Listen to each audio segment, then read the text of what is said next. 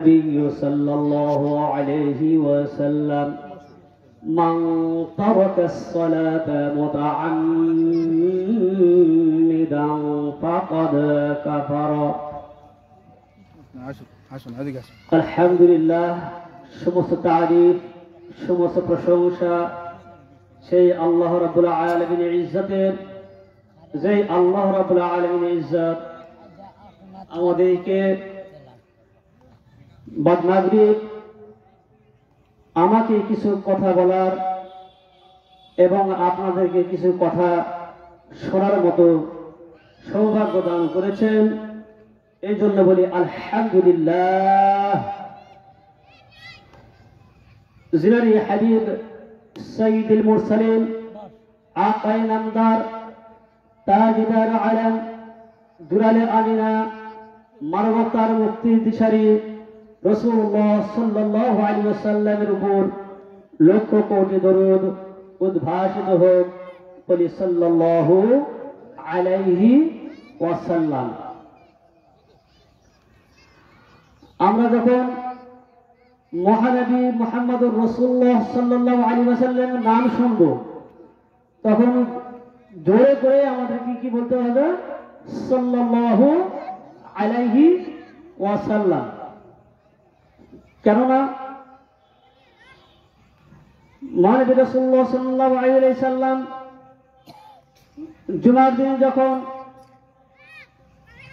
মেম্বারে অর্থাৎ যেখানে খুতবা দেওয়া হয় সেখানে যখন বসলেন প্রথম সিঁড়িতে পা রেখে বললেন আমিন, দ্বিতীয় সিঁড়িতে পা রেখে বললেন আমিন, তৃতীয় সিঁড়িতে পা রেখে বললেন আমিন। সাহাবীরা আরজ করলেন ইয়া রাসূলুল্লাহ সাল্লাল্লাহু আলাইহি ওয়াসাল্লাম, এর আগে তো আপনাকে কখনো এমন আমিন আমিন আমিন বলতে দেখি নাই। রাসূল সাল্লাল্লাহু আলাইহি সাল্লাম বললেন এই মাত্র আমার কাছে জিবরাইল আলাইহিস সালাম এসে বললেন ইয়া রাসূলুল্লাহ সাল্লাল্লাহু আলাইহি সাল্লাম, যে ব্যক্তি আপনার নাম শুনলো অথচ দরুদ পাঠ করলো না সে ব্যক্তি ধ্বংস হোক। বলে নাউযুবিল্লাহ। আল্লাহ রাসূল সাল্লাল্লাহু আলাইহি সাল্লাম বললেন আমিন। দ্বিতীয় সিঁড়িতে পা রেখে বললেন আমিন এই জন্য যে রমজান মাসে রোজা পেল অথচ আল্লাহ পাকের নিকট থেকে গুনাহ মাফ করে নিতে পারল না, সে ব্যক্তি হতভাগা, সে ব্যক্তি ধ্বংস হোক। আমি বললাম আমিন। তৃতীয় সিঁড়িতে পা রেখে বললাম আমিন এই কারণে যে পিতা মাতা দুনিয়াতে বেঁচে থাকাকালীন পিতা মাতার কাছ থেকে মাফ নিতে পারল না, সে ব্যক্তি ধ্বংস হোক। রাসূল সাল্লাল্লাহু আলাইহি সাল্লাম বললেন আমিন। অর্থাৎ আমরা যখন রাসূলুল্লাহ মহানবী মুহাম্মদ নাম শুনবো শোনা মাত্র কি বলবো? সাল্লাল্লাহু আলাইহি ওয়াসাল্লাম। এটা একটু জোরে বলার চেষ্টা করবে ইনশাআল্লাহ। আলহামদুলিল্লাহ। আমি পবিত্র কোরআন থেকে একটি আয়াত তেলাওয়াত করেছি সূরা বাকারা থেকে, তার উপর কিছু বলার জন্য চেষ্টা করব ইনশাআল্লাহ। আলহামদুলিল্লাহ। আমরা চোখের সামনে যা কিছু দেখছি সেগুলো হলো সবুজ গাছ গাছালি, বৃক্ষাদি, তরুলতা। এই গাছ গাছালি, বৃক্ষাদি, তরুলতা যা কিছু দেখছি তা আপনা আপনি হয় নাই। আর মুনতাখাবুল আরাবিয়্যাহ লিদ-দাখিল আরবি সাহিত্যের মধ্যে আমি পড়েছি কবি মারুফ রুসাফি নামের কবি তিনি বলেছেন আল্লাহ কবিতার মধ্যে উনজুর লিতিলকা শাজারা, তাকাও সেই গাছের দিকে যাতিল গুসুনিন নাদরা, যার ডালপালা সবুজ বিশিষ্ট। কাইফা নামাত মিন হাব্বাতিন, কিভাবে অঙ্কুরিত হলো একটি বীজ হতে।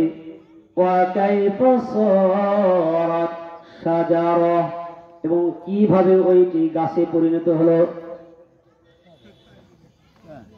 যাকা হুয়াল্লাহ, তিনি সেই আল্লাহ।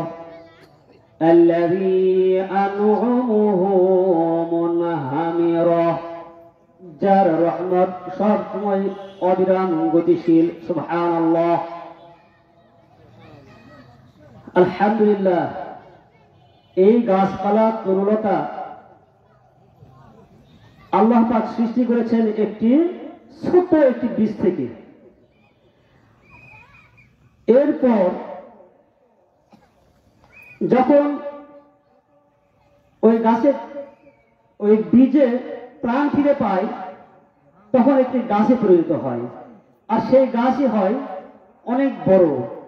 আর যেই গাছ থেকে আমরা পাই অক্সিজেন, আমরা যেটা ছাড়ি কার্বন ডাই অক্সাইড, আর সেই অক্সিজেন দান করেন কে? মহান আল্লাহ রাব্বুল আলামিনের ইজ্জত। আলহামদুলিল্লাহ। আলহামদুলিল্লাহ। মহান আল্লাহ রাব্বুল আলামিন গাছ সৃষ্টি করার পর সেই গাছ পর্যন্ত মহান আল্লাহ রাব্বুল আলামিনকে সিজদা করেন।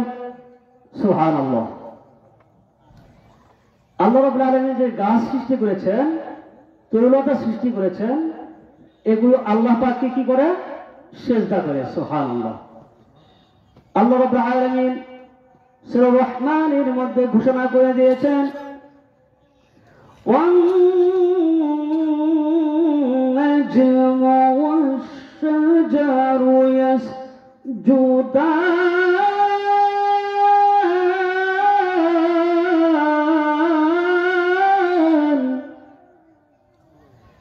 বৃক্ষাদি এবং তরলতা আল্লাহ পাকের সিজদায় রত হয়।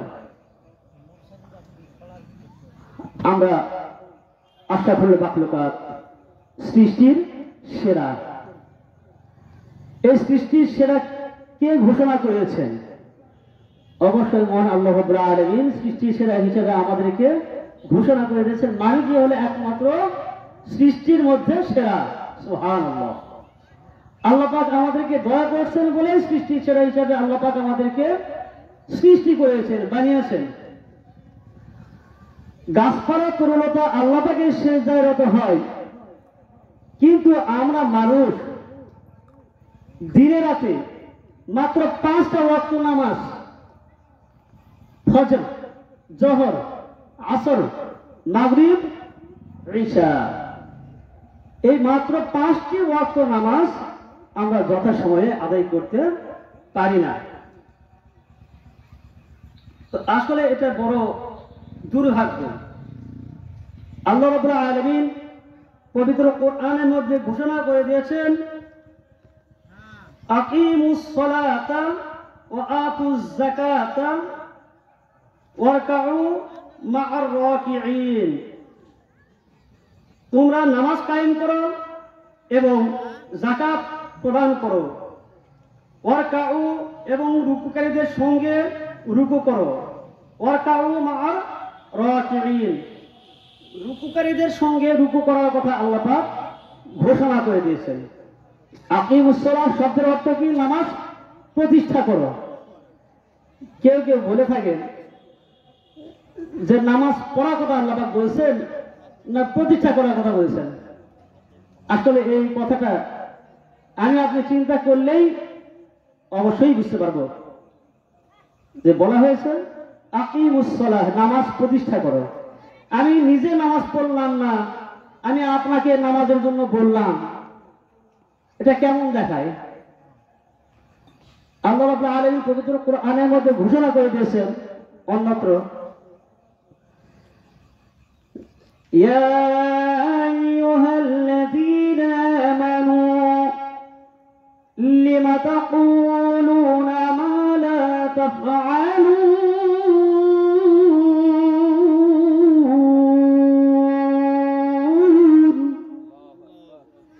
হে ইমানদারগণ তোমরা যা পালন করো না অন্যকে কেন তোমরা বলো তোমরা যারা পালন করো না সেটা অন্যকে বললে অন্য কি শুনবে কখনোই সম্ভব না অন্যজন শুনবে না তবে নামাজ আমি পড়লাম না আমি নামাজ আরেকজনকে পড়তে বলতেছি প্রতিষ্ঠা করতে বলতেছি হ্যাভ ক্যান পসিবল দ্যাট আল্লাহ রাব্বুল আলামিন পবিত্র কোরআনুল কারীমে ঘোষণা করে দিয়েছেন ফাওয়াইলুল লিল মুসাল্লিন দুর্ভাগ্য সেই সব নামাজি ব্যক্তিদের যারা তাদের নামাজ সম্পর্কে বেখবর ফাওয়াইলুল লিল মুসাল্লিন আল্লাযীনা হুম আন সালাতিহিম সাহুন দুর্ভাগ্য সেই সব নামাজি ব্যক্তিদের যারা তাদের নামাজ সম্পর্কে বেখবর দুর্ভাগ্য নামাজি ব্যক্তিদের আসলে কি নামাজি ব্যক্তিদের দুর্ভাগ্য হওয়ার কোনো কথা ছিল কথাই নয় কিন্তু আল্লাহ পাক বললেন দুর্ভাগ্য সেই সব নামাজি ব্যক্তিদের হ্যাঁ এই জন্য বললেন যে যারা নামাজ সম্পর্কে বেখবর যারা জুমার দিন নামাজ আদায় করে তারাও নামাজি যারা ঈদের নামাজ যেটা আছে সেটা যারা পড়ে তারাও নামাজি নামাজি কাকে বলা হয় না প্রত্যেককেই নামাজি বলা হয় কিন্তু বেখবর অর্থাৎ অন্যান্য নামাজ 5 ওয়াক্ত নামাজ দিনে রাতে আমার সামনে থেকে চলে যায় আমরা ভাবি না আমরা কখনো চিন্তা করি না যে আমরা এই ওয়াক্ত নামাজ বাদ দিলাম কেমন করে কেন আমরা বাদ দিলাম আমাদের অনেকের জানা আছে যে আল্লাহ পাক একটি ভাতের চাল তৈরি করতে ফেরেশতাদেরকে নির্দেশ দিয়েছিলেন এবং প্রত্যেক জনের যে আমরা ভাত গ্রহণ করি ভাত খেয়ে থাকি একটা চাল তৈরি করতে 70টা ফেরেশতাকে আল্লাহ পাক নির্দেশ দিয়েছেন তোমরা ভাতের চাল তৈরি করো সুবহানাল্লাহ আমরা একটি লোকমা যখন ভাত মুখে দিই তখন কমসে কম 500টা নাহলে 1000টা চালের ভাত আমরা মুখে দিয়ে থাকি কিন্তু আপনি এইটুকু চিন্তা করে দেখুন যে একটা চাল তৈরি করতে 70 জন ফেরেশতা লাগে তাহলে কতগুলো চাল আমরা গ্রহণ করলাম ভাত আমরা খেলাম অথচ যার খাইলাম তার কোনো কাজই করলাম না ইবাদত করলাম না আল্লাহ পাক সিজদা করার কথা বলেছেন তাও এই সিজদা করলাম না তাহলে কি আমরা মানুষ হাই রে মানুষ কেন করোনা হুঁশ আল্লাহ পাকের রাসূল সাল্লাল্লাহু আলাইহি ওয়াসাল্লাম বলেছেন মান তারাকাস সালাতা মুতাআম্মিদান ফাকাদ কাফারা যে ব্যক্তি স্বেচ্ছায় নামাজ ত্যাগ করে সে ব্যক্তি কাফিরের সমতুল্য হয়ে যায় অন্যত্র একটি হাদিসে উল্লেখ করা হয়েছে আল ফারকু বাইনাল কাফির ওয়াল মুসলিম as-সালাহ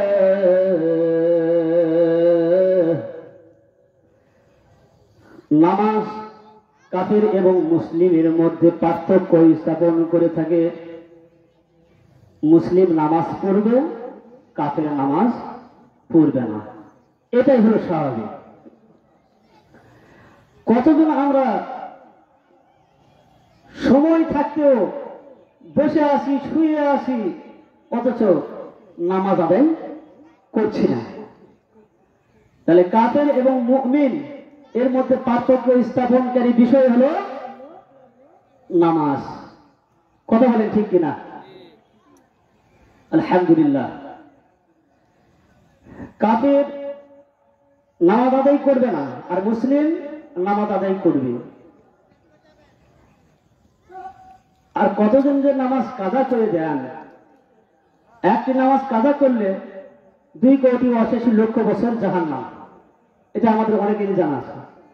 তাবলীগী নিসাব এবং ফাজলে আমল হাদিস শরীফে আসছে। আর একটি ওয়াক্ত নামাজ ছেড়ে দিলে কি পরিমাণ গুনাহ বলা হয়েছে? ওটা হলো 1 হুব্বা, অর্থাৎ 2,88,00,000 বছর জাহান্নাম। এটা হলো 1 হুব্বা পরিমাণ। আর 80 হুব্বা পরিমাণ জাহান্নাম হবে যদি কেউ নামাজ ইচ্ছাকৃত বাদ দিয়ে দেয়, ছেড়ে দিয়ে দেয়। এই জন্য আমাদের চিন্তা করতে হবে যে আমরা কি করে নামাজ ছেড়ে দিতে পারি। আল্লাহ রাব্বুল আলামিন পবিত্র কোরআনুল কারীমে ঘোষণা করে দিয়েছেন, সূরা মুদ্দাসির, মা সালাকাকুম ফি সাকর, কিসে তোমাদেরকে জাহান্নামে নিয়ে এসেছে? সাকর নামে জাহান্নামে। যারা নামাজ আদায় করবে না তারা সাকর নামে জাহান্নামে থাকবে। তারা অপরাধী। অপরাধীদেরকে জান্নাতি ডাক্তাররা বলবে, মা সালাকাকুম ফি সাকর, তোমাকে কিসে সাকর নামে জাহান্নামে নিয়ে এসেছে? ক্বালু লাম নাকু মিনাল মুসাল্লিন, তারা বলবে আমরা নামাজ আদায় করতাম না, আমরা নামাজ আদায় করতাম না। এরপরে বলবেন ওয়ালাম নাকু নুতঈমুল মিসকিন, এবং মিসকিনদেরকে খাদ্য দান করতাম না। মিসকিনরা আমাদের কাছে খাদ্য চেয়েছিল, কিন্তু আমরা খাদ্য দিতাম না, আমরা খাদ্য দিতাম না। এই জন্য আমরা এই সাকর নামে জাহান্নামে এসেছি। এরপর আল্লাহ রাব্বুল আলামিন আরো বলেন 153 নম্বর আয়াতে সূরা বাকারাতে, ইয়া আইয়ুহাল্লাযীনা আমানু ইসতাঈনু বিস-সাবরি ওয়াস-সালাহ, হে ঈমানদারগণ, তোমরা নামাজ এবং ধৈর্যের মাধ্যমে আল্লাহ পাকের কাছে সাহায্য প্রার্থনা করো। যখন আমরা কেউ বিপদে পড়ব তখন ধৈর্য ধারণ করব, আর কি করব? নামাজ আদায় করব, আল্লাহ পাকের কাছে সাহায্য প্রার্থনা করব। ইন্নাল্লাহা মা'আস সাবিরিন, নিশ্চয়ই আল্লাহ ধৈর্যশীলদের সঙ্গেই থাকেন। সুবহানাল্লাহ। আমরা কেউ এইভাবে বিনা কারণে নামাজ ছেড়ে দিব না, বিনা কারণে নামাজ নষ্ট করব না। আল্লাহ রাব্বুল আলামিন পবিত্র কোরআনুল কারীমে আরো ঘোষণা করে দিয়েছেন, ইন্নী আনাল্লাহ লা ইলাহা ইল্লা আনা ফা'বুদুনি। আল্লাহ নিজেই বলেছেন, আমি আল্লাহ, আমি ছাড়া কোনো উপাস্য নেই, তাই আমার উপাসনা করো এবং আমার শরণার্থে নামাজ পড়ো। অন্যত্র আল্লাহ রাব্বুল আলামিন বলেছেন, ওয়া'মুর আহলাকা বিস-সালাতি ওয়াসতাবির আলাইহা, তুমি তোমার পরিবার বর্গকে তুমি নামাজের আদেশ দাও এবং সেই নামাজের উপরে তুমি প্রতিষ্ঠিত থাকো। আল্লাহ রাব্বুল আলামিন আরো বলেছেন, ইয়া আইয়ুহাল্লাযীনা আমানু রুকউ ওয়াসজুদু ওয়া'বুদু রাব্বাকুম। আল্লাহ রাব্বুল আলামিন সূরা হজ্জের ৭৭ নম্বর আয়াতে সূরা হজ্জের ৭৭ নম্বর আয়াতে ঘোষণা করে দিয়েছেন, হে ঈমানদারগণ, আমানু কাউ, তোমরা রুকু করো, ওয়াসজুদু, এবং সিজদা করো, ওয়াবুদু, এবং ইবাদত করো, রব্বাকুম, তোমাদের প্রতিপালকের। এমনি করে মহান আল্লাহ রাব্বুল আলামিন অনেক স্থানে নামাজের আদেশ দিয়েছেন, নামাজ পড়ার কথা বলে দিয়েছেন। আল্লাহ রাব্বুল আলামিন ছোট্ট একটি সূরা, নাম তার সূরা কাউসার, যে সূরা কাউসারের মধ্যে মিম নাই, মিম অক্ষরটি সূরা কাউসারের মধ্যে নেই, সেই সূরা কাউসারের মধ্যে আল্লাহ পাক বলে দিয়েছেন, ইন্না আ'তাইনাকাল কাউসার, নিশ্চয় আমি আপনাকে দান করেছি হাউস কাউসার। সুবহানাল্লাহ। ফাসাল্লি লিরাব্বিকা ওয়ানহার, অতএব আপনি নামাজ পড়ুন এবং কুরবানি করুন। নামাজ পড়ার কথা আল্লাহ পাক বলেছেন না বলেননি? নামাজ পড়ার কথা আল্লাহ পাক অনেক জায়গাতেই বলেছেন, নামাজ আদায় করার কথাই বলেছেন। সুবহানাল্লাহ।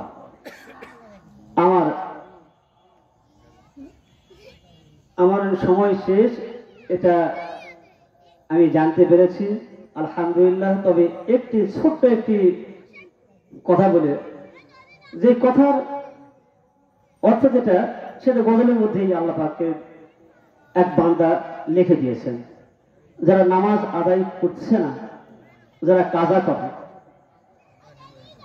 তাদের কি হবে? ঠিকানা কোথায়? জাহান্নাম, অবধারিত। এটা আল্লাহ পাক বিভিন্ন জায়গাতে কোরআনের মধ্যে বলে দিয়েছেন। আর কাফের এবং মুমিন এর মধ্যে তফাৎটা কিসে করে? নামাজ। নামাজ কে পড়বে? মুমিন যায়, সে নামাজ পড়বে, আর কাফের যে, সে নামাজ পড়বে না। এটাই হচ্ছে তফাৎ। তো যাক, আমি ছোট্ট একটি গজল একটু পরিবেশন করার চেষ্টা করছি ইনশাআল্লাহ। কেমন করে ঘুমাও তুমি, কেমন করে ঘুমাও তুমি, ফজর করে কাজা,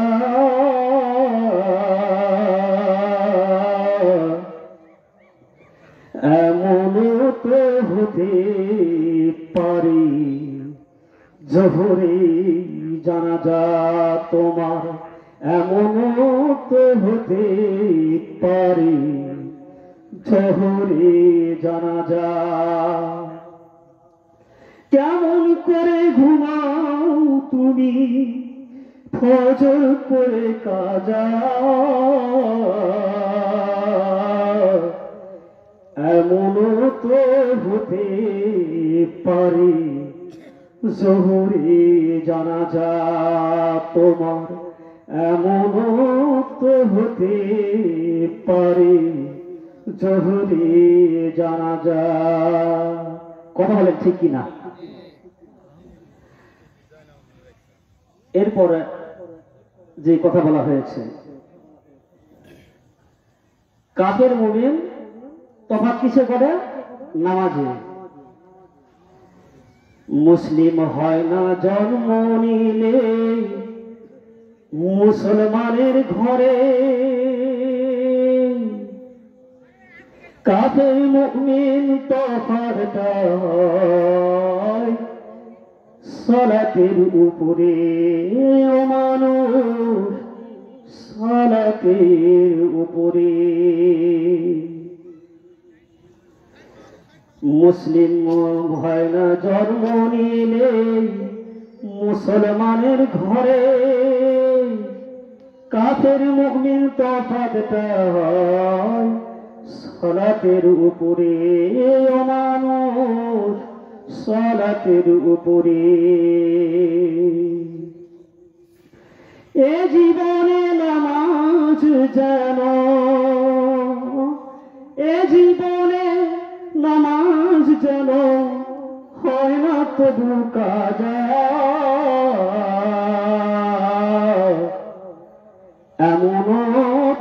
হতে পারে জোহরে জানাজা তোমার, এমনও তো হতে পারে জোহরে জানাজা। বেনামাজির লাশ কবরেতে রাখিবে যখন, মাটির চাপাই পাঁজরের হার ভাঙবে রে তখন, ও মানুষ ভাঙবে রে তখন। বিষাক্ত সাপের সুবল, বিষাক্ত সাপের সুবল, বেনামাজির সাজা।